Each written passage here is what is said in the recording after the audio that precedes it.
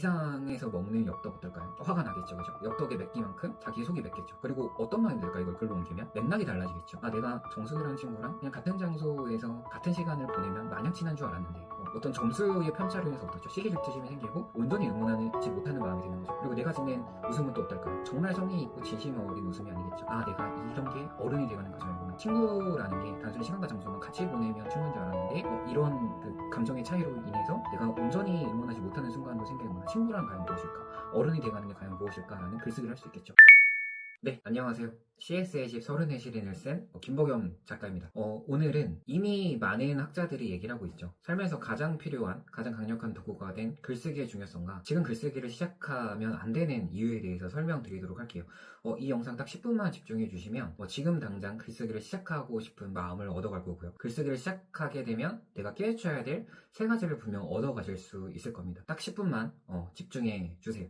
일단 글쓰기가 필요한 이유에 대해서 첫 번째 바로 들어갈게요. 우리가 익히 알고 있는 분이죠. 너무 유명하신 분인데 인생에서 필요한 12가지 인생의 법칙의 저자죠. 40만 부나 팔려서 에디션의 작가님이시기도 하고 캐나다 토론토 대학교에서 심리학과 교수로 재직하신 분이기도 해요. 이분이 많은 질문들을 받았거든요. 교육생들한테. 삶에서 가장 필요한 게 뭘까요? 살면서 우리가 삶의 유연성에서 잣대가 필요한데 내 잣대를 건강하게 지키기 위해서 필요한 게 뭘까요? 라고 했을 때 정말 쉬지도 않고 명쾌하게 대답하는 게 뭐냐면 딱 2가지예요. 하나는 뭘까요? 하나는 글쓰기고 하나는 독서예요. 이 2가지의 공통점은 인간으로 하여금 사고력을 갖추게 한다는 거예요. 왜냐하면 지금 너무나도 파편화된 양산형 쇼츠에도 우리가 매일매일 같이 보고 있고요. 정보들이 쏟아져 있어요. 오죽하면은 그 뜬뜬해서 많은 영화 배우분들이나 그리고 예능을 하시는 분들이 나와서 얘기를 할 때 요즘 뭐가 정확한 답변인지 모른다는 이야기를 하잖아요. 누구는 커피를 먹으면 좋다라고 하고 누구는 커피를 먹지 않는 게 좋다라고 하고 이런 것들을 우리가 정보를 통해서 얻고 있거든요. 근데 정말 중요한 거는 내가 내 루틴과 사고를 통해서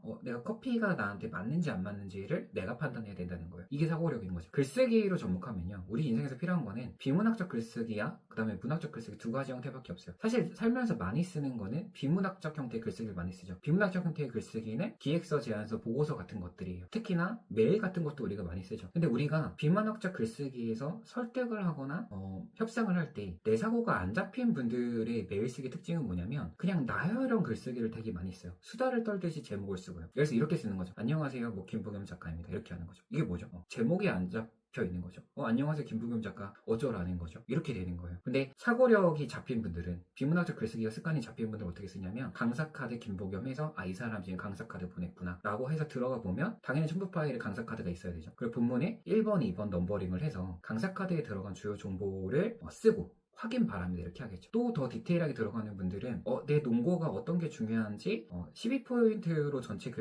글쓰기 본문이 돼 있으면 글고 크기가 14포인트로 중요한 거를 하나, 2개 정도 체크해서 여기에 집중해서 보시면 됩니다. 라고 해서 그 사람의 시간까지도 우리가 절약할 수 있게 배려할 수 있게끔 해주겠죠. 그럼 고객이 저랑 일할 때 편하겠죠. 이게 비문학적 글쓰기예요. 저도 25살에 교육 컨설턴트로 입사해서 제가 6년차 때 회사를 나왔거든요. 그리고 강사랑 작가로 살아가고 있어요. 그리고 좋아하고 잘하는 일을 하면서 먹고 사는데 지장이 없어요. 이유는 비문학적 글쓰기 형태의 기획서, 제안서, 보고서를 쓰고 있고요. 작가 특강이랑 글쓰기 교육을 할 때는 문학적 글쓰기 형태의 것들을 얘기를 해요. 근데 당연히 고객사에게 설득을 할 때는 작가 특강 형태의 것들의 제안서들을 제가 쓰겠죠. 제안 배경 당연히 들어가고 1페이지부터 10페이지까지 쓸 때 예를 들어서 이런 거예요.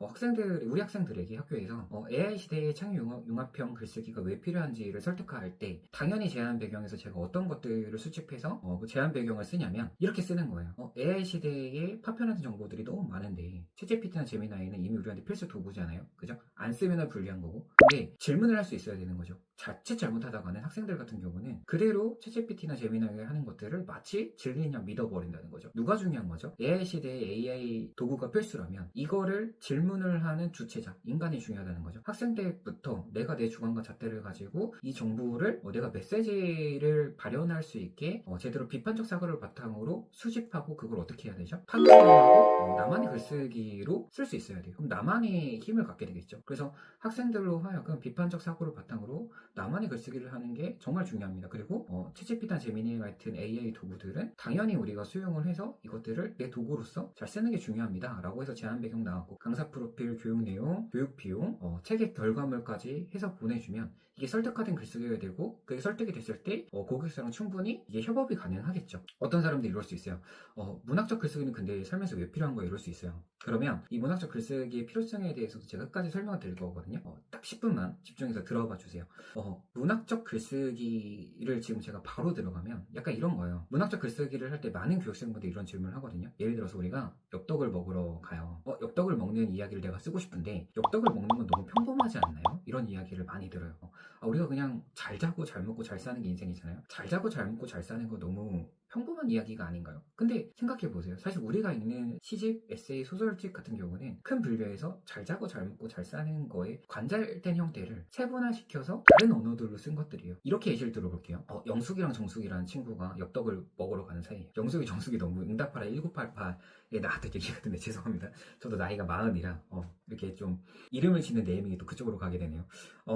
예를 들어서 다시 말씀드릴게요. 영숙이 정숙이 매일 엽떡을 먹으러 가는 친한 친구들이에요. 학교를 해서 맨날 엽떡을 먹으러 가는 그 기분이 얼마나 상쾌하겠어요. 그죠? 딱 학원 가기 전에. 그래서 그걸로 스트레스를 푸는 거예요. 근데 어느 날은 영숙이 정숙이와 같은 반이라 수행평가로 무라카미 하루키의 상실의 시대를 읽고 비평적 글쓰기를 하는 글쓰기를 수행평가로 제시를 받았어요. 근데 영숙이는 소설가로 쓸 꿈이 있는 친구고 정숙이는 아니에요. 그래서 영숙이가 더 열심히 책도 읽고 더 열심히 글쓰기도 몰입해서 했는데 막상 수행평가 점수를 받아봤는데 정숙이가 더 높게 나온 거예요. 그럼 영숙이랑 정숙이가 똑같이 엽떡을 먹으러 가는 길에 영숙이의 기분이 어떨까요? 맥락이 바뀌고 상황이 바뀌었죠. 어떤 특수성이 지금 있죠. 똑같은 장소에서 똑같이 엽떡을 먹고 힐링의 장소였는데 영숙이한테 지금 이 상황은 힐링의 장소가 아니에요. 왜냐면 나랑 가장 친한 친구인 정숙이는 소설가로서 꿈도 꾸지 않는데 자기보다 심지어 이 책도 신경 써서 보지도 않았는데 글쓰기에서 더 높은 평가를 받은 상황이에요. 어떻죠? 시기심과 질투심이 있는 상황이에요. 이 상황에서 먹는 엽떡 어떨까요? 화가 나겠죠, 그죠? 엽떡에 맵기만큼 자기의 속이 맵겠죠. 그리고 어떤 마음이 들까 이걸 글로 옮기면 맥락이 달라지겠죠. 내가 정숙이라는 친구랑 그냥 같은 장소에서 같은 시간을 보내면 마냥 친한 줄 알았는데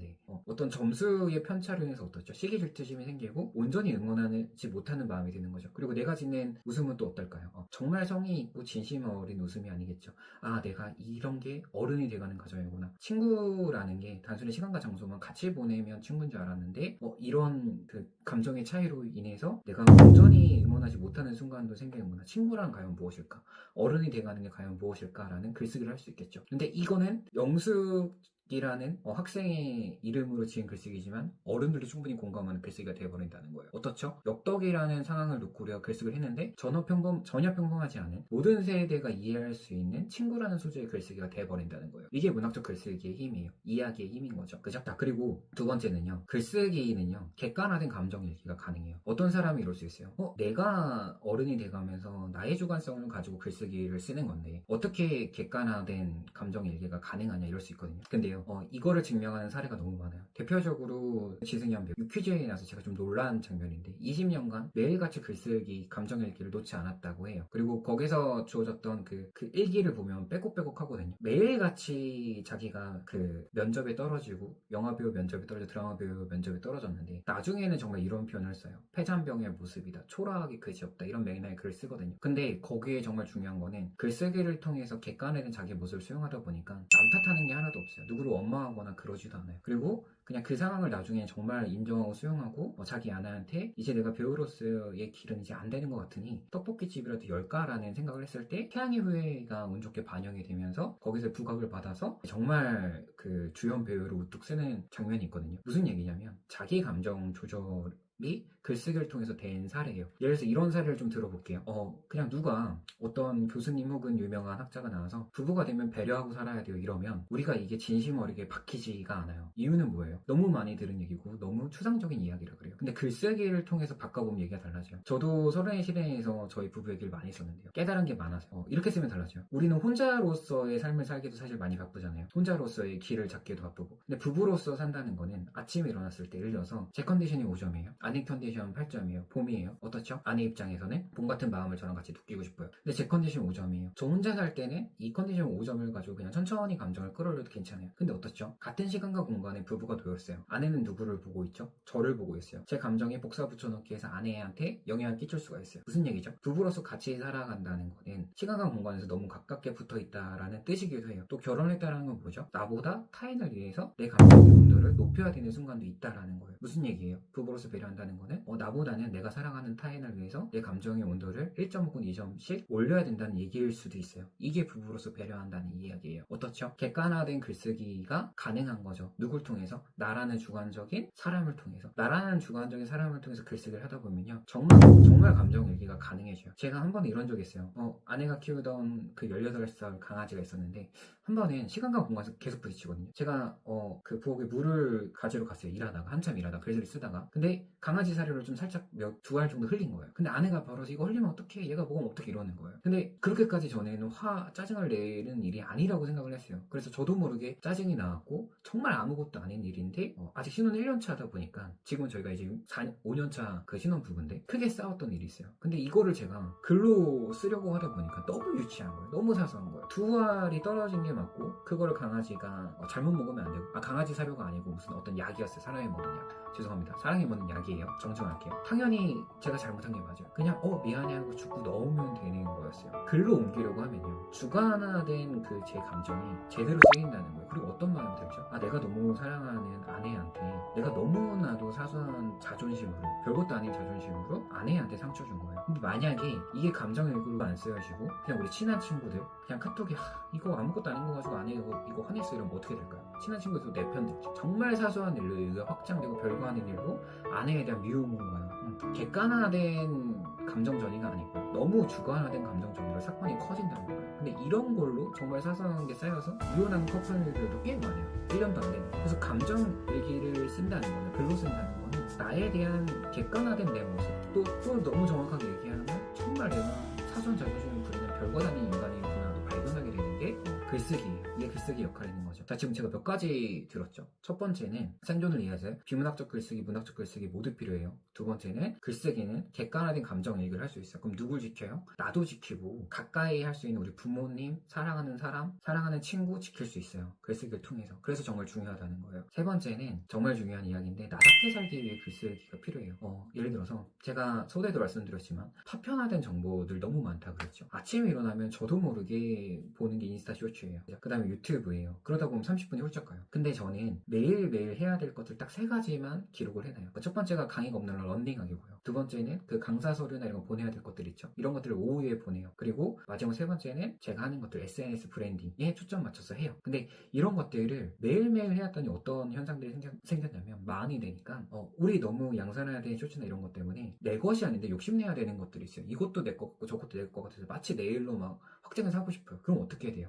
내가 해야 될 일이 막 10개, 20개로 늘어나게 돼요. 저 역시도 그랬던 것 같아요. 근데 매일매일 나를 기획하고 하루씩 살다 보니까 어떤 현상이 생기냐면 내가 집중해야 될 거에 포커스를 맞춰야 된다는 걸 알았어요. 예를 들어서 나라는 사람은 문학적 글쓰기를 말할 때 정말 힘이 실리고 사람들한테 영감과 위로와 공감을 줄 수 있는 사람이구나. 그럼 어떻게 돼요? 비문학적 글쓰기도 당연히 설득을 하는 과정이 필요하다고 그랬죠. 비문학적 글쓰기의 제안서를 쓰는데 문학적 글쓰기 강의를 하기 위한 비문학적 글쓰기 형태의 제안서를 제가 하게 된다는 거예요. 또 글쓰기를 통한 소통, 그 다음에 부부소통 이런 것도 있잖아요. 가까이 있는 사람과의 소통이 왜 중요한지를 제가 글로 많이 쓰는 작가거든요. 그런 거에 대한 것들도 두 번째로 취합하게 되고 세 번째는 시를 많이 쓰다 보니까 세상에 한 번밖에 없는 결혼식이 있잖아요. 물론 2번 하는 경우도 있지만 그런 결혼식 축시사회 하나밖에 없는 시 드라마가 있는 축시사회까지 이 3가지의 형태만 내 걸로 가져가야 된다는 거를 매일매일 그냥 제가 하루에 해야 될 3가지의 형태만 함으로써 발견하게 됐어요. 그렇게 하다 보니까 어떤 힘이 생기냐면 쓸데없는 거에 휘둘리지 않게 돼요. 어떤 사람과 시간을 보낼 때 내가 이 사람과 보내면 떡이 떨어지나 이런 경우가 생기잖아요. 근데 제가 많이 하루를 기획하는 글쓰기를 통해서 정리를 하다 보니까 어떤 거에 힘을 쏟아야 되고 어떤 거에 시간을 쏟아야 될지를 너무 잘 알게 됐어요. 그래서 어느 곳에 가면 내가 A라는 떡이 떨어지지 않을까 B라는 떡이 떨어지지 않을까 방황해야 될 순간에 방황을 안 하게 된다는 거예요. 내가 정말 시간을 쏟아야 될 사람, 내가 익히 사랑해야 될 내 가족에 집중을 하고 내 일에 집중하게 된다는 거죠. 그리고 아까 말씀드린 것처럼 강의가 없는 날은 런닝을 하고 충분히 사색하는데 오전을 다 보내버려요. 이유는 그냥 딱 4시간, 5시간 내가 힘을 쏟아야 될 게 어떤 건지 알아버렸기 때문에 그래요. 근데 이런 기획의 과정과 사고력이 없잖아요. 그러면 여전히 아마 방황을 하게 될 거예요. 살면서 힘을 뺀다는 거는 복잡한 것들을 단순화시킨다는 거거든요.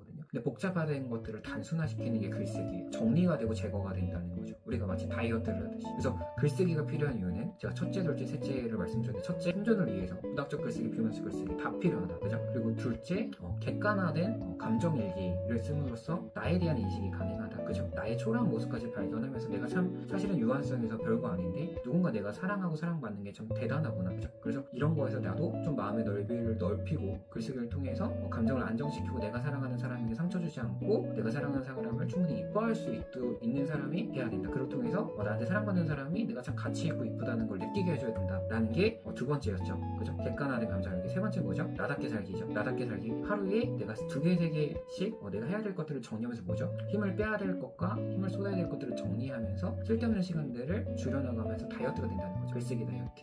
여기까지입니다. 그래서 오늘 이 이야기가 좋았다면 구독과 좋아요까지 좀 부탁드리고, 앞으로도 이걸 듣는 분들에게 좋은 것들은, 글쓰기를 통한 좋은 것들은 많은 이야기를 드릴 거예요. 제가 많이 수고를 하면서. 그래서 저랑 같이 글쓰기 이야기, 또 향후에는 인문학 이야기까지 같이 나눌 수 있는 좋은 관계가 되기를 바라겠습니다. 지금까지 김부겸 작가였고, 제 이야기가 마음에 드셨다면 다시 말씀드리지만 구독, 좋아요까지 부탁드리겠습니다. 감사합니다.